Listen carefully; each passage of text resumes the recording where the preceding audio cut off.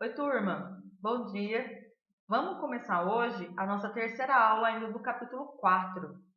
No capítulo 4, a gente está falando sobre uma Europa dividida, né, entre Europa Oriental e Europa Ocidental.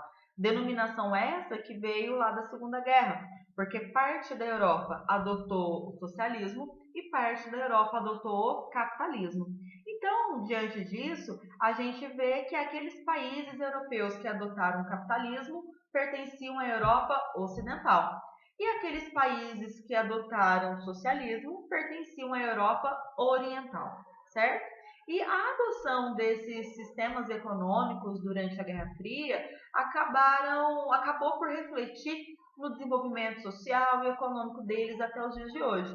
Inclusive, essa denominação de Europa Oriental e Ocidental é feita até os dias de hoje, certo? Então, a gente vai tomar alguns exemplos, entender o que é essa separação e como que a gente pode comparar alguns países da Europa Oriental e da Europa Ocidental, certo? Vamos começar falando da Europa Ocidental, ou seja, daquela Europa que adotou o capitalismo durante aquele período da Guerra Fria, certo? Quando a gente fala de Europa Ocidental, eu estou falando de alguns países que têm um PIB trilionário. O que é isso? O PIB é a soma de tudo que um país produziu no intervalo de tempo. Então, se eu falo que um país teve um PIB de alguns trilhões, significa que tudo aquilo que ele produziu, somado em valores monetários, tem um valor de alguns milhões, certo? E a gente vê então que é o seguinte, que a Europa Ocidental saiu de um quadro de miséria, de crise, lá da Segunda Guerra Mundial, para um alto nível de desenvolvimento social, econômico e industrial para os dias de hoje, certo? Isso fez com que, por exemplo, alguns países da Europa Ocidental se configurassem como líderes políticos e econômicos no cenário internacional. Claro, atenção, não são os únicos, porque fora da Europa nós temos outros países que também são líderes no cenário internacional. A gente pode citar o Japão, nós podemos citar a China e também os Estados Unidos, que são países que estão fora da Europa, certo? Mas dentro da Europa, alguns podem ser destacados, como por exemplo a Alemanha, a França, o Reino Unido e a Itália, ok? Vou começar falando da Alemanha. A Alemanha, que é a maior economia dentro desse continente europeu, certo? No cenário internacional, é o quarto maior PIB mundial, ou seja, existem apenas outros 3 países que produzem mais que a Alemanha. Hoje, a Alemanha é considerada extremamente industrializada, com grande foco em produtos de alta tecnologia, né? Então, grande parte daquilo que ela produz tem alta tecnologia sendo empregada. O que não quer dizer que a indústria tradicional também não tenha um peso dentro do seu PIB. Pelo contrário, a indústria tradicional ela contribui de maneira muito intensa, principalmente no setor de siderurgia, metalurgia, a indústria petroquímica, a indústria alimentícia e, claro, a indústria automobilística, que é tão famosa dentro da Alemanha, certo? Essas indústrias, as de tecnologias tradicionais, elas estão dentro da Alemanha situadas em 2 centros industriais, certo? 2 centros industriais que ficam às margens de 2 rios, Rio Reno e Rio Ruhr. Por que essas indústrias buscaram se concentrar às margens desses 2 rios? Para começar, esses 2 rios são rios que são perenes, são rios que têm um grande volume de água e que não congelam ao longo do ano. E isso vai facilitar com que essas indústrias façam o transporte da sua matéria-prima e também de um produto acabado para que ele consiga comercializar. Então, a partir desses 2 rios, as mercadorias das indústrias elas acabam sendo enviadas aos portos e comercializadas para o resto do mundo. Claro que todo esse cenário econômico faz com que a Alemanha também tenha um alto nível de desenvolvimento social, ou seja, a maior parte da população da Alemanha tem uma qualidade de vida muito boa. Agora a gente fala do Reino Unido, que é nada mais nada menos que um conjunto de países formados pela Inglaterra, pela Escócia, País de Gales e Irlanda do Norte, certo? Então, esse conjunto de países forma o Reino Unido, né? Que junto, né, esses países formam aí um dos líderes mundiais que a gente tem presente dentro da Europa Ocidental. Bom, o Reino Unido, ele foi o berço da Revolução Industrial lá durante o século XVIII. Isso fez com que essa área, desde o século XVIII, fosse conhecida como uma área extremamente desenvolvida, industrialmente falando, né? Só que, nos dias de hoje, a gente percebe que dentro do Reino Unido, o que mais contribui para o seu PIB é o setor terciário. Bia, o que é o setor terciário? São aquelas atividades ligadas à prestação de serviços, ao comércio. Então, por exemplo, o que é uma prestação de serviço? É quando você contrata um profissional que você não vai sair desse profissional com uma coisa na mão, né? Com um produto, com uma mercadoria. Por exemplo, se você vai fazer uma sessão com um fisioterapeuta, você saiu de lá com alguma mercadoria nas mãos? Não, você teve o serviço dele, né? Uma sessão de fisioterapia. Se você contrata um advogado, você sai de lá com algum produto na mão? Não, você está contratando os serviços dele para defender os seus interesses, né? E assim por diante. Então, esse tipo de coisa que é o setor terciário, por exemplo, ok? Então, o setor terciário é o que mais contribui para o PIB do Reino Unido hoje. O que não quer dizer que dentro do Reino Unido a gente não tem indústrias hoje em dia. Pelo contrário, né? As indústrias também têm uma grande parcela de contribuição dentro do PIB. O Reino Unido tem muitas indústrias de vários setores, com destaque para a indústria petroquímica, já que a produção de petróleo em alto mar dentro do Reino Unido é bastante destacado, né? A produção de petróleo no Mar do Norte do Reino Unido é considerada uma das pioneiras, né? Só fica atrás do Brasil, né? Pela extração de petróleo no mundo. Né? O Reino Unido ele vai ter uma grande concentração de pessoas no meio urbano, então nós temos cidades muito grandes, conhecidas no mundo inteiro. Toda essa riqueza acumulada desde o século XVIII com a Revolução Industrial fez com que o Reino Unido tivesse condições de investir no aspecto social. Então, o IDH dos países que compõem o Reino Unido é bastante elevado. Só que, por outro lado, a gente percebe também que os países que compõem o Reino Unido têm um alto gasto energético, ou seja, consomem muitos recursos energéticos. E isso faz com que o Reino Unido tenha que buscar fontes de energia muito alternativos para dar conta, né, e bastante variados. A gente tem o uso do petróleo, da energia eólica, tem surgido uma tentativa de produção de energia hidrelétrica, né? Só que uma fonte só não é suficiente para garantir todo o gasto energético, não satisfazer todo esse gasto energético que o Reino Unido tem, né? Mas mesmo assim, a gente consegue ver que o Reino Unido consegue superar essa situação de adversidade. Um outro país que não dá para deixar de falar é a Itália, né? A Itália é um país que apresenta diferenças muito grandes no nível de desenvolvimento entre a sua porção norte e a sua porção ao sul. A porção mais ao norte, ela é uma porção mais desenvolvida, mais industrializada. Enquanto que a porção mais ao sul da Itália é uma porção mais pobre, com alto nível de desemprego e a população vive mais no setor agrícola, certo? Hoje em dia, né, falando de PIB, a maior parte do PIB da Itália vem do setor terciário, principalmente levantado pelo turismo, certo? Então, o setor de visitas a museus, a hotéis, a guias, você consegue perceber que isso tem um grande valor para a Itália, certo? Só que, apesar de grande parte do PIB vir do setor terciário, principalmente por conta do turismo, existem algumas áreas que vão ser altamente industrializadas e que vão contribuir para o PIB, certo? Então, a parte norte, lembra que eu falei para vocês que era a porção mais desenvolvida? Onde nós temos um triângulo de desenvolvimento, né? Gênova, Turim e Milão formam um grande polo industrial dentro da Itália.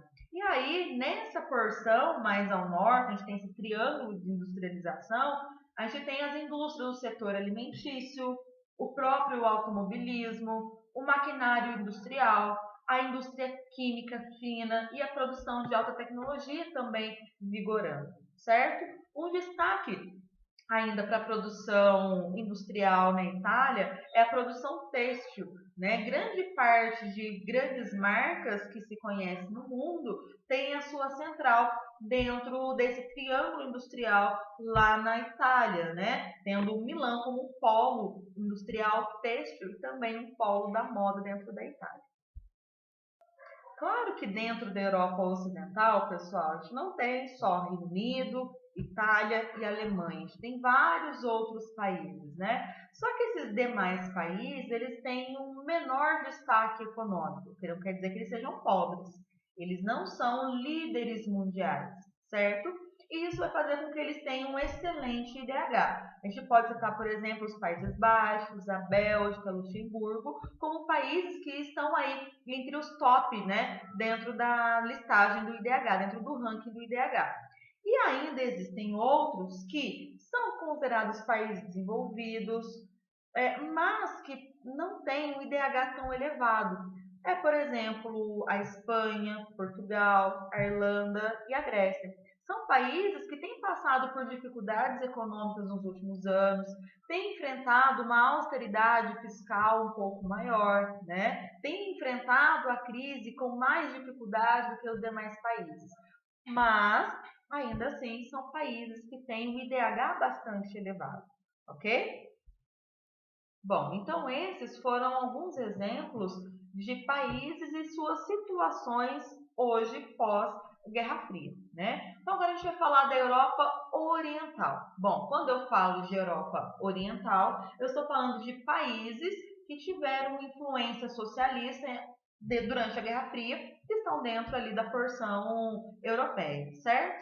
Quando acaba a Guerra Fria, acaba a União Soviética em 1991, esses países que compõem a Europa Oriental se fragmentaram, se dividiram em 15 repúblicas independentes.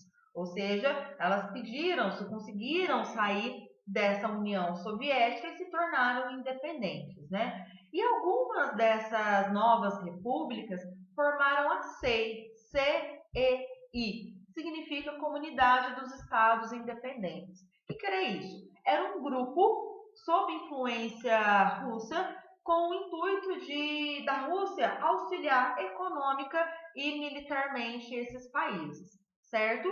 Alguns outros, pela proximidade com os países da Europa Ocidental, acabaram participando da União Europeia e ficaram de fora dessa CEI. Ok? Então, alguns exemplos de países que participam da CEI, né? Rússia, um país pequenininho chamado Belarus, Azerbaijão, Armênia, enquanto que outros que pertencem à Europa Oriental que foram para a União Europeia. Croácia, Eslováquia, Polônia, Romênia, República Tcheca, a Letônia, a Estônia e assim por diante, vários outros. E da mesma forma que eu fiz com a Europa Ocidental, eu vou citar agora alguns exemplos de países dentro da Europa Ocidental, como que eles estão hoje. O primeiro que eu vou falar vai ser a Ucrânia. Um país bem vizinho ali da Rússia, fica na sua porção mais ao sul, né? Fica abaixo ali da Rússia. A Ucrânia, ela é riquíssima em recursos naturais. Ela tem muito ferro, ela tem muitas reservas de manganês e também de carvão, o que abasteceu em grande parte as indústrias da União Soviética durante o período da Guerra Fria, né? A Ucrânia também tem um solo extremamente fértil. Isso fez com que a Ucrânia, durante o período da Guerra Fria, fosse conhecida como o celeiro da União Soviética, porque grande parte dos alimentos que a União Soviética consumia durante a Guerra Fria vinha exatamente da Ucrânia, certo? E a Ucrânia ela ficou conhecida, né, por alguns fatos históricos. O primeiro, que talvez muitos já tenham ouvido falar e assistido uma série famosa que foi lançada ano passado, foi no ano de 1986, um acidente na usina de Chernobyl, uma usina nuclear, que tivemos um acidente ali que contaminou não só países do leste europeu, como também da Europa Ocidental, certo? E mais recentemente, em 2013, a gente teve o caso da Crimeia.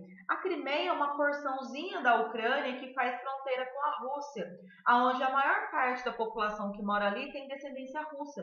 E essa população ela pede autonomia da Ucrânia para se anexar à Rússia. E aí houve um caso em que a Ucrânia não queria ceder e aí a Crimeia foi apoiada pela Rússia e houve um grande conflito ali que chamou a atenção do mundo inteiro, inclusive da ONU, certo? E aí eu queria que vocês, se vocês estiverem com tempo nessa quarentena, de assistirem, né, a série Chernobyl lançada pela HBO. Vocês conseguem em vários sites, quem não tem acesso à HBO, para assistir a esse seriado que tem 6 episódios só e que tem muitas cenas extremamente realistas, tá? Vale a pena vocês assistirem, ok?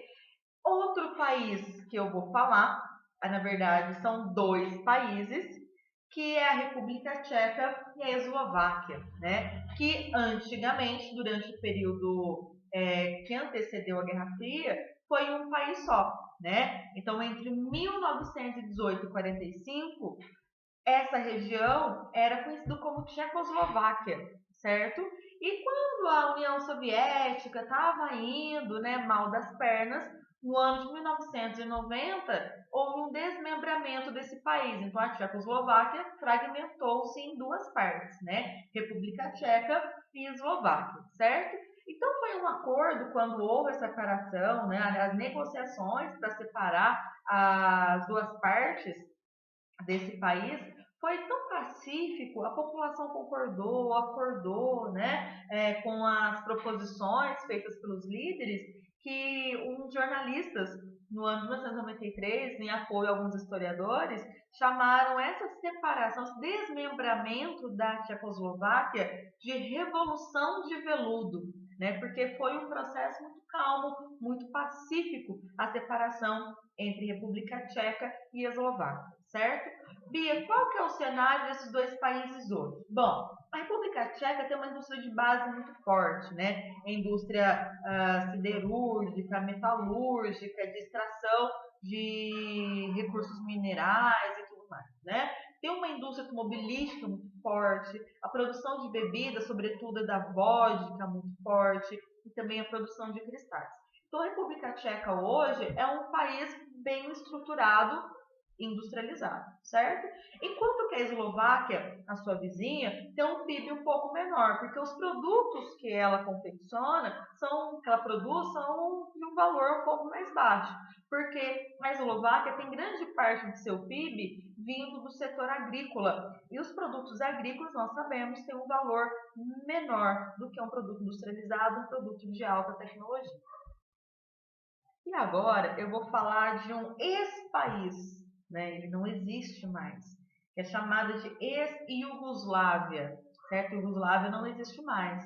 A Iugoslávia, quando acabou-se a Guerra Fria, quando acabou-se a União Soviética, a Iugoslávia ela tinha, né, muitas etnias diferentes e que um presidente chamado Joseph Tito, né, ou José Tito, ele acabou por impedir que essas etnias diferentes tentassem algum tipo de rebelião, tentassem algum tipo de manifestação, tentando sair da Iugoslávia.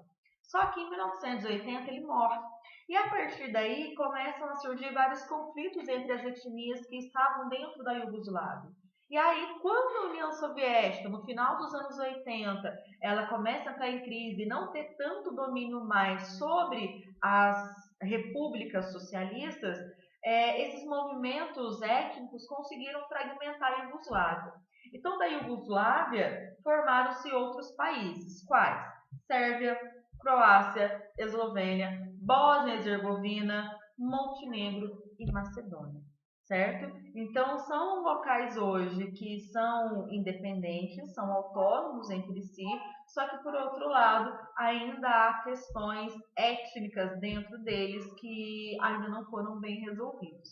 Países esses que todos que pertencem à Europa Oriental têm um alto nível de IDH, porém o nível de desenvolvimento econômico não é tão grande assim. Por que o IDH desses países ainda é considerado elevado? Porque durante a Guerra Fria, quando eles eram socialistas, a questão de escolarização, saúde, segurança foi muito bem estabelecida durante o socialismo. Isso fez com que a qualidade de vida da população seja bem grande, bem satisfatória, certo? Porém, nem todos os países eles têm aí um IDH super elevado. Aliás, não tem um desenvolvimento econômico super elevado, enquanto que o IDH é. Certinho?